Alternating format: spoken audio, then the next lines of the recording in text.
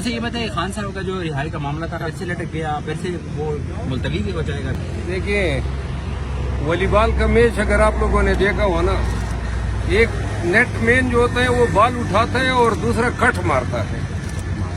تو لگتا یہ ہے کہ بال اٹھائی گئی ہے کٹ مارنے کے لیے, اللہ خیر کرے گا. دیکھیں, آج ہائی کورٹ نے ان کو سن لیا ہے, تو لہذا مزید کوئی ہیئرنگ جو ہے اس کی ضرورت نہیں ہے, فیصلہ ہونا چاہیے. چھوٹا سا مقدمہ ہے 426, سزا معطل ہو یا نہ ہو, اس کے 3 گراؤنڈ ہم نے دیے ہیں, انہوں نے جواب دے دیا ہے.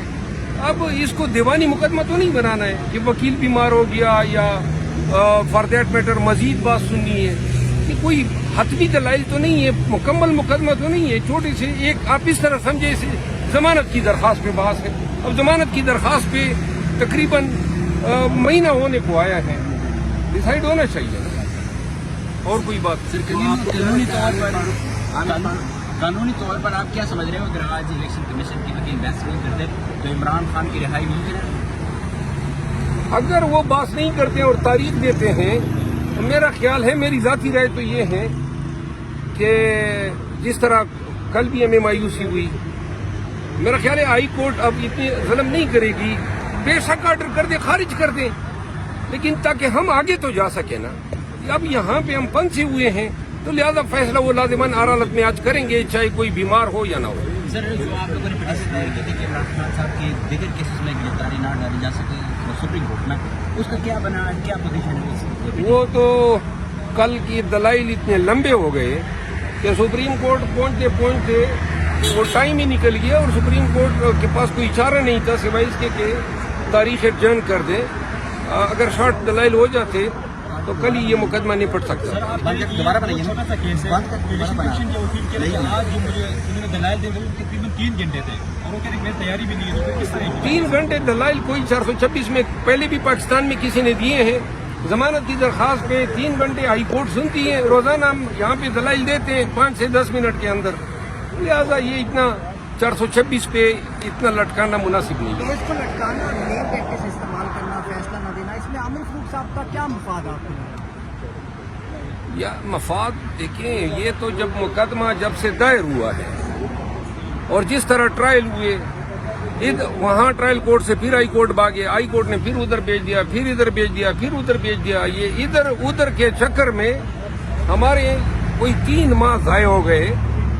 باقی جہاں تک مفادات کی بات ہے, فی الوقت جو ہے یہ کہنا الزام تراشی کے مترادف ہوگا, لیکن ہم نے ایک درخواست دی ہے 186A کے تحت سپریم کورٹ آف پاکستان میں کہ ہمارے تمام مقدمات اسلام آباد ہائی کورٹ سے جو ہے ٹرانسفر کی جائے. یہاں پہ ایک چیز اور بھی واضح کر دوں کہ ڈسٹرکٹ جوڈیشری بھی ہمارے ساتھ انصاف نہیں ہو رہا ہے. آج شاہ محمود قریشی صاحب کا مزید 3 دن کا ریمانڈ دیا. ایک ایسے کیس میں ایک ایسا کاغذ برآمد کرانا ہے جو کبھی استغاثے کا دعویٰ ہی نہیں ہے کہ یہ ان کی تحویل میں کیا ہے. ڈیکوڈڈ ورژن ہے سائفر کا, جس کے اگر کوئی 1000 کاپیاں نکالیں تو اویلیبل ہو سکتی ہیں.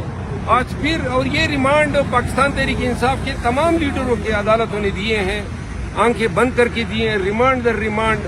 ہمارے لیڈر اب شاہ محمود وزیر خارجہ رہا ہے, عمر کی اس حصے میں نہیں ہے کہ آپ روزانہ ریمانڈ دیں. اور کس چیز کے لیے؟ جی سائبر برآمد کرنا ہے. کس طرح برآمد کرنا ہے؟ آج لکھا تھا گھر میں بھی نہیں ہے, دفتر میں بھی نہیں ہے, ان سے ملا نہیں ہے. اس کا مطلب یہ آپ نے اس کی مار پیٹ کر کے اس سے کوئی چیز برآمد کرنی ہے. کیا قانون اس کی اجازت دیتا ہے؟ بالکل قطعاً نہیں دیتا ہے. عدالتیں جن گراؤنڈ پہ ریمانڈ دے رہی ہیں وہ قانون میں ان گراؤنڈ پہ ریمانڈ نہیں دیا جاتا ہے. ہمیں ڈسٹرکٹ عدالتوں سے بھی ہمارے ساتھ زیادتیاں ہو رہی ہیں, اور یہ صرف اسلام آباد اسپیسیفک ہیں. اسی لیے ہم مجبور ہوئے ہیں کہ ہمارے مقدمات اسلام آباد سے ٹرانسفر کر دیے. اچھا شرادل صاحب, اگر عدالتیں تاریخ پہ تاریخ دیں گی تو فیصلے کون کرے گا اور کب کریں گے؟ یہ تو عدالتوں سے پوچھے نا, ان کا کام ہے فیصلے کرنا. یہ اتنی تاخیر نے جو پاکستان میں ہو گئی, اس سے عدلیے کی بے توقیری ہوئی ہے. عدالتوں کو سوچنا چاہیے کہ کیوں ان سے یہ کروائے جا رہے ہیں, اور آج امید ہے انشاءاللہ یہ بینچ فیصلہ کر دے گا. دیکھیں, قانوناً یہ اتنا چھوٹا سا مقدمہ ہے, 10 منٹ کے بعد کا مقدمہ ہے, تو 3 گھنٹے دلائل, آج سے کل, کل سے پرسوں, یہ چیزیں مناسب نہیں ہے میرا خیال ہے.